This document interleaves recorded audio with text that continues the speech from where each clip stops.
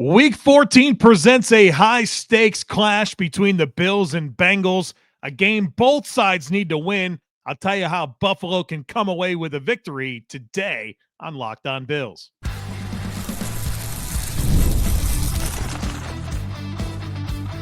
You are Locked On Bills, your daily Buffalo Bills podcast. Part of the Locked On Podcast Network, your team every day. What's up, Bills Mafia? It's Joe Marino, author of the Herd Mentality Substack, co-host of the Locked On NFL Scouting Podcast, co-host of the NFL First Read Podcast, and I'm your host of Locked On Bills. Locked On Bills is a proud part of the Locked On Podcast Network, now the #1 sports podcast network. I want to thank you for making Locked On Bills your first listen every day, and a big welcome and shout out to our everydayers. You know who you are. Those of you who never miss a single episode, I appreciate y'all being here very, very much. Today's episode is brought to you by FanDuel. If you want to be right in the middle of the action this season, visit FanDuel.com and place your NFL live bets all season long. Well, folks, welcome in. It's time to get ready for the Bills Week 14 matchup, the challenges, and what the Bills need to do to win the game. So let's dive into it. The Bills are at home in Week 14 to host the Cincinnati Bengals. The game will be played on Sunday, December 7th at 1 p.m. Eastern Time at Highmark Stadium in Orchard Park, New York. You can watch this game on Fox. Joe Davis is on the play-by-play. Greg Olsen is the game analyst. Greg Olsen is the best. He is the best. It's not close. Love listening to him talk ball. Pam Oliver is your sideline reporter. This will be the 35th all-time meeting between the Bills and the Bengals. And what's interesting is that the Bills and Bengals have split the 34 previous matchups. The Bills have a 17-17 record against Cincinnati. Now, of late, Cincinnati's been winning these games. They've won 6 of the last 8. But the Bills from 1989 to 2010 won 10 in a row. But then the first 16 matchups, the Bengals went 11-5. And so someone's going to have the all-time series lead by the end of Sunday. The Bills do enter this game at 8-4. The Bengals are 4-8, but obviously it's been a journey for Cincinnati this year as they've only had Joe Burrow for 3 games, and they're 3-0 in the 3 games that they've had Joe Burrow. They've had Jake Browning, they've had Joe Flacco, but Joe Burrow is back, and those 3 wins came against the Browns, Jaguars, and Ravens. And the Bengals have a real shot at the AFC North. I know they're 4-8, but the Steelers and Ravens are 1-2 in the division, and they're both 6-6. They play each other this week, and they play each other again. The Bengals' remaining schedule is at Buffalo this week. Then they play the Ravens. Then they go to Miami, and they finish with 2 at home between the Cardinals and Browns.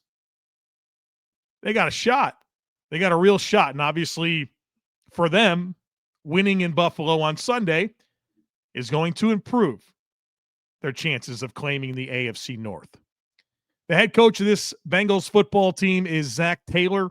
He's 42 years old.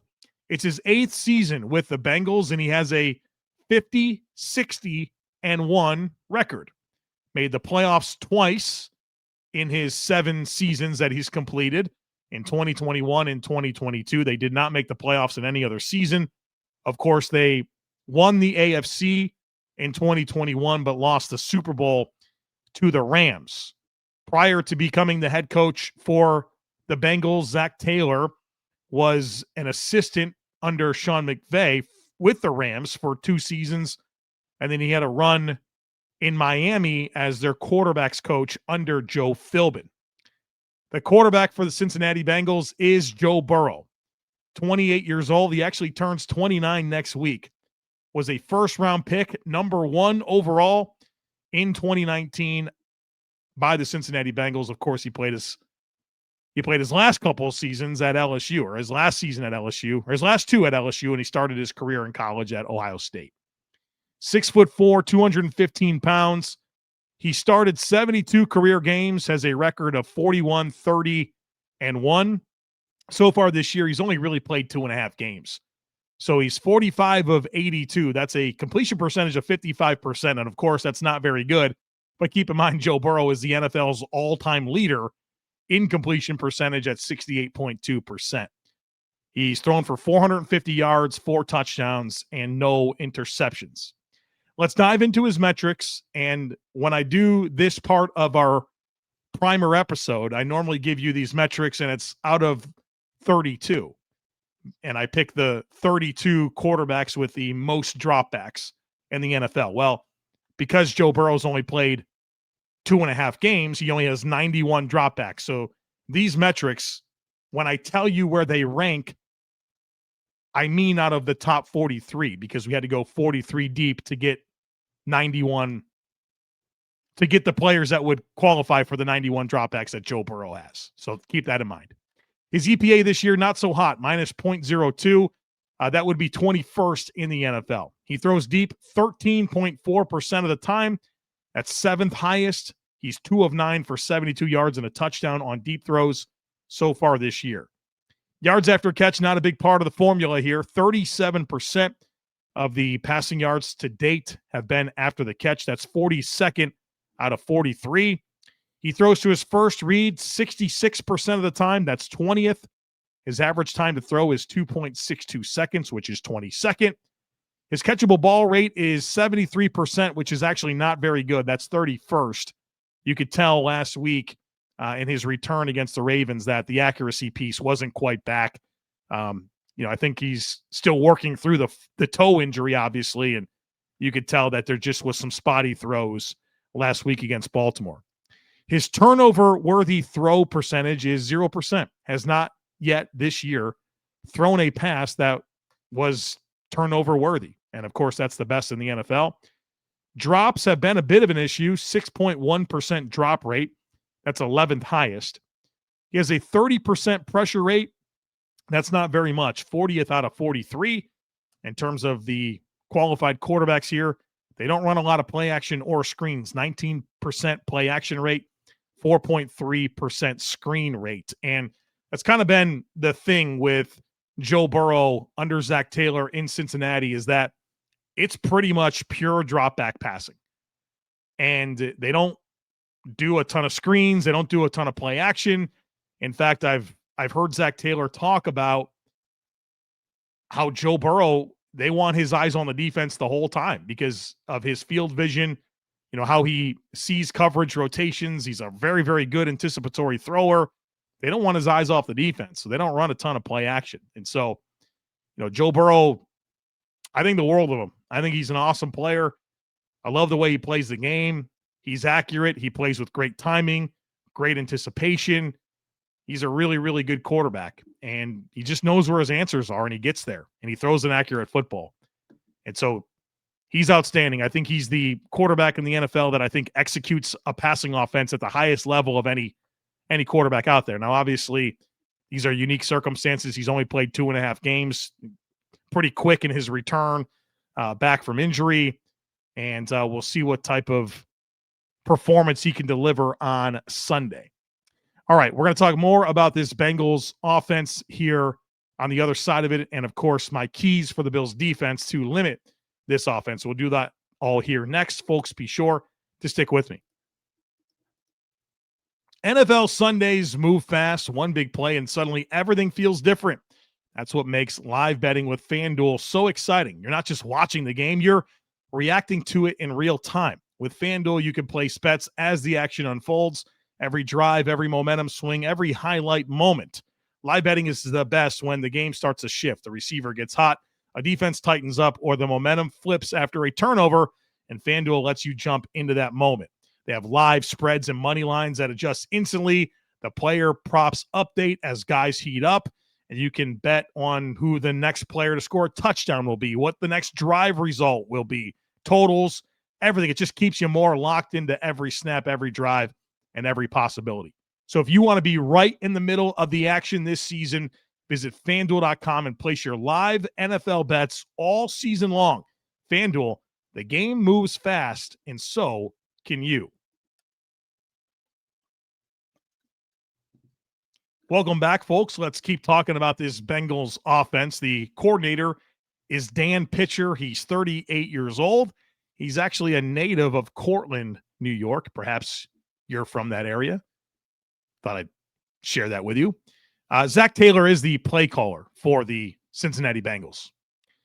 Metrically, look, they've only had 2.5 games with Burrow, so these metrics include the whole season. They score 23 points per game on average. That's 16th in the NFL. They pass the ball at the highest rate in the NFL, 66%. They run the ball at the lowest rate in the NFL, 34%. They're 26th in EPA per play on offense, 25th in EPA per pass, 11th in EPA per run. They convert 40% of their third downs. That's 12th. They're 54% scoring red zone touchdowns. That is 18th. Let's talk about their personnel. And of course, it's about their superstar wide receivers, Jamar Chase and T. Higgins. Jamar Chase is really special. He's unbelievably physical. He has elite play strength, really good hands, really good with the ball in his hands, really good body control and ball skills. You know, I don't think he's like an elite route runner. I think he's a perfectly fine route runner. But the physicality that he plays with, a lot of corners can't deal with it. And so he's a big, big challenge. They throw the ball to him a ton. He's got 131 targets this year already. That's a lot. And I think he missed a game. And so that's a big assignment for the Bills. Obviously, Christian Benford likely to draw that one, and it'll be a great test. You're not going to shut Jamar Chase down, but can you limit him? That'll be a big challenge. His running mate is T. Higgins, who missed the last game with a concussion. Feels like he's on track to play. And T. Higgins gives them a lot of size, wingspan, above the rim ability. He's very dynamic in terms of how he can push defenses vertically and make plays. And then Andrew Iosivas is their slot player. Sometimes they'll play Mike Gesicki in the slot a lot too, but Iosivas is kind of a height, weight, speed guy that gives them another big play guy. So Chase and Higgins are obviously the dudes here, but Iosivas is not a guy that you can sleep on. At tight end, Mike Gesicki is back from injury. He's only played in 8 games this year. You know Mike Gesicki. He's big, tall, wingspan, body control, can go high point the football. You know, he's not going to do everything as a route runner. He can't block, but he can be that big power slot type player. Then they also have Noah Fant, former first-round pick, has kind of bounced around lately. Very, very athletic, and he gets some run in this offense. So he's a guy that you'll have to be mindful of as a move piece at the tight end position. And then Drew Sample is more their traditional inline player. They drafted him several years ago, pretty high, I think a second-round pick. He doesn't get a lot of volume in the passing game, but he's the player that handles a lot of the inline work. At running back, they got a good young back in Chase Brown, 5'10", 210 pounds, runs 4.43, really dynamic athlete. I thought he was awesome in college at Illinois, and he's become the feature back for the Bengals. He has 6 consecutive games with 100 yards from scrimmage. That's a Bengals record, and he looks like a good young player. He's a very competitive runner. If you like football, I know you don't want him to do well against the Bills. I certainly don't either, but stylistically, just a really enjoyable football player to watch. His running mate is Samaje Perine, veteran in the league, big body, downhill, pass pro type back that can relieve Chase Brown. When it comes to their target distribution, Jamar Chase, like I said, 131 targets this year. Number 2 is T. Higgins at 70. Isn't that crazy? That's like 61 more targets for Chase than Higgins. And 70 is a healthy amount of targets too. Then it's Chase Brown with 64 targets. They will throw the ball to the running backs out of the backfield. Number 4 is Iosivas with 44. Then it's Noah Fant with 37. Mike Gesicki with 26 in 8 games. Let's talk about their offensive line. Their left tackle is Orlando Brown. He's humongous, and he's got a lot of length. He doesn't have a lot of foot speed, right? He's a guy that is going to win with with his length and size, and he's just a lot to get around. But he's not a guy with a ton of movement skills.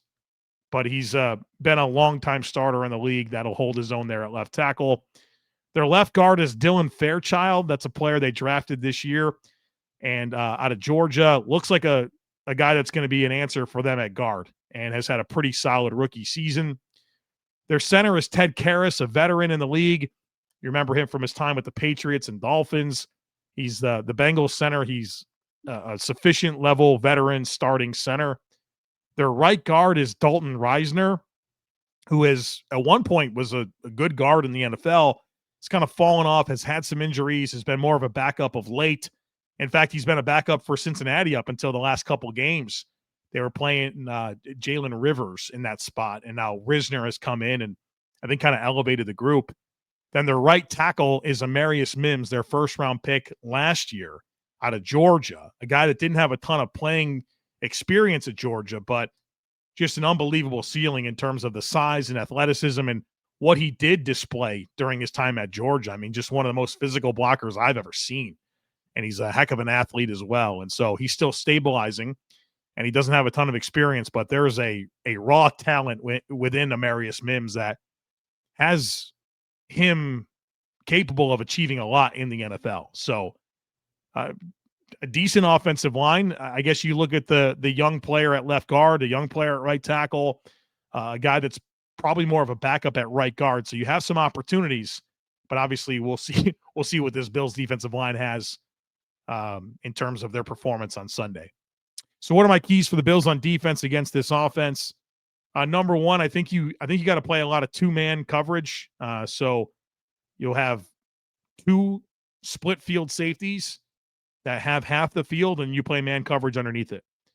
I think it's still what you got to do.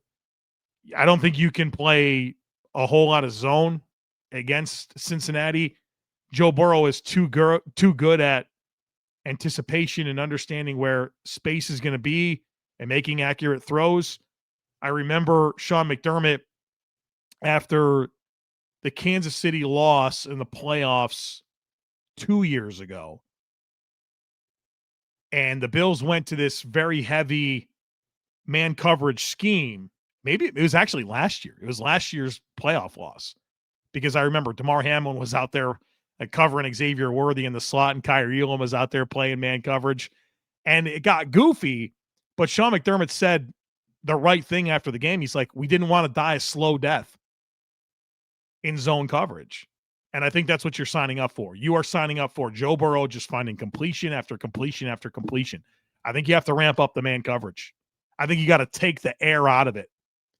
You can't just be playing with cushion and think that you're going to play from depth and top down and trigger and just drive on throws. I think you're going to get in trouble with that. I think you're going to have to play a decent amount of man coverage and then leverage two safeties over the top. Number two is you got to find some ways to manufacture pass rush. You've heard me talk extensively about the Bills' pass rush and how it has disappeared over the last 4 games. You got to figure something out. And I don't think the Bills are going to have Joey Bosa for this game. So how are you going to affect Joe Burrow with your pass rush? Well, blitzing is pretty risky. He kills the blitz. So what can you do? Can you manufacture some pass rush through stunts, through simulated pressures? How do you figure this out? Because if Joe Burrow is not going to be pressured and he's just going to sit in the pocket and survey and make throws, it's going to be a long day. I think you got to figure this out. That's a big task ahead for Bobby Babich and Sean McDermott and Ryan Nielsen this week. You know, you're also keeping in mind that Joe Burrow is probably not at a point where he should be playing.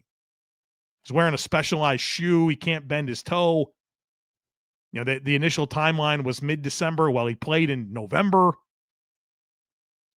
That left big toe that's, you know, been surgically repaired. I mean, with all due respect, how do you make that a problem for him?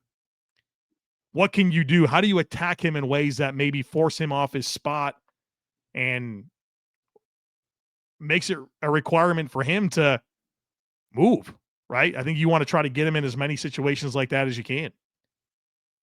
And then number 3, in terms of my keys for the Bills defense against this Bengals offense, is the Bills offense.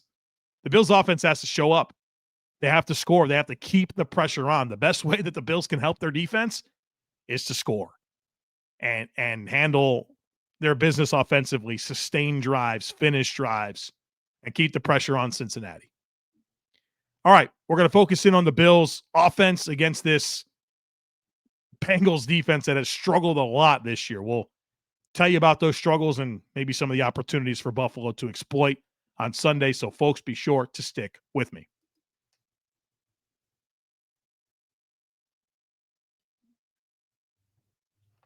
Welcome back. Let's talk about this Bengals defense that is coordinated by Al Golden, 56 years old. He's in his first season as the Bengals defensive coordinator. They dismissed Lou Anarumo, and they brought this guy in. And prior to that, he was the Notre Dame defensive coordinator in 2022 through 2024. Prior to that, he was in Cincinnati with Zach Taylor as the linebackers coach for 2 seasons. And then, I think Al Golden is probably most known for his time as a college head coach at Temple and Miami. Bengals defense has really struggled this year. They're dead last in scoring defense. They allow 31 points per game. They're 32nd dead last in EPA per play. They're 31st in EPA per pass, 31st in EPA per rush, 31st in third down rate at 44%. They're 28th in red zone defense, 65% conversion.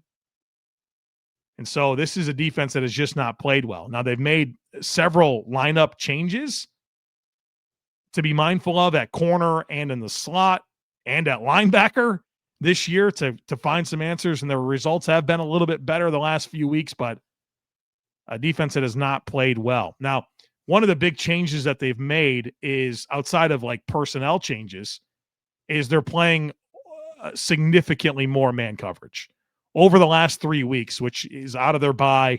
And when they really kind of made some lineup adjustments, they became one of the most heavy man coverage teams in the league, 42% man coverage. That's third highest in the league over the last 3 weeks.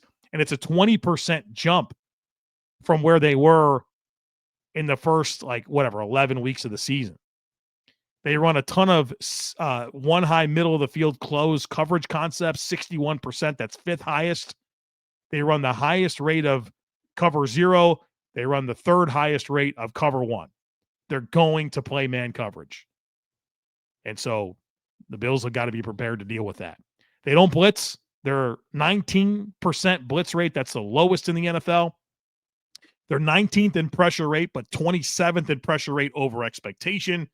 You have a 4.5% sack rate. That's 22nd. And they're 27th in time to pressure. So not a very effective pass rush. Let's talk about their personnel. At defensive tackle, they got a couple of veterans, big dudes, B.J. Hill and T.J. Slayton. B.J. Hill has been there for a while. A pretty good player. Can rush a little, can defend the run. But he can't do it alone. And they signed T.J. Slayton a few years ago away from the Packers in free agency. I think he's been pretty disappointing. Just a big dude, 6'5", 330, doesn't move well. And for a guy that's as big as he is, you'd expect him to be a lot better against the run. He just hasn't really provided that. Then they have a couple of young players as their backups. Chris Jenkins, who they drafted in the second round 2 years ago. He has not really become the player they envisioned. And then McKinley Jackson, third-round pick, who is on his rookie contract and requested a trade, if I'm not mistaken, hasn't really proven much. And so I think they're pretty undermanned there outside of B.J. Hill. At defensive end, they won't have Trey Hendrickson. I think he's making a business decision right now and not wanting to play. And so that leaves Joseph Asai and Miles Murphy as their starting defensive ends. Joseph Asai's been their best defensive end, young player out of Texas that I think has incrementally improved throughout his career. He had a tough injury a few years ago, but I think he's a solid player, at least a good depth player. And Miles Murphy was their first-round pick a few years ago out of Clemson. Just has not turned into an impactful player. Is probably more of a depth player, but of course he has to start for this team. Then they have Cam Sample, who I think at one point was a good, rotational inside-outside player, but he had an Achilles injury a couple years ago that is kind of taken away from him. And then Cedric Johnson, who was a day 3 draft pick in 2024, that factors into the rotation as well. At linebacker, they're starting 2 rookies. Neither one has been very good this year. Barrett Carter, who is out of Clemson, Demetrius Knight, who's out of South Carolina. That's their linebacker core. They've really struggled. They look like a couple of guys that are rookies playing behind a suspect defensive line. At corner, I think they found a couple of answers here. DJ Turner, who they drafted in the second round, I think 2 or 3 years ago out of Michigan. He looks really, really good. I think he's one of the better young corners in the league.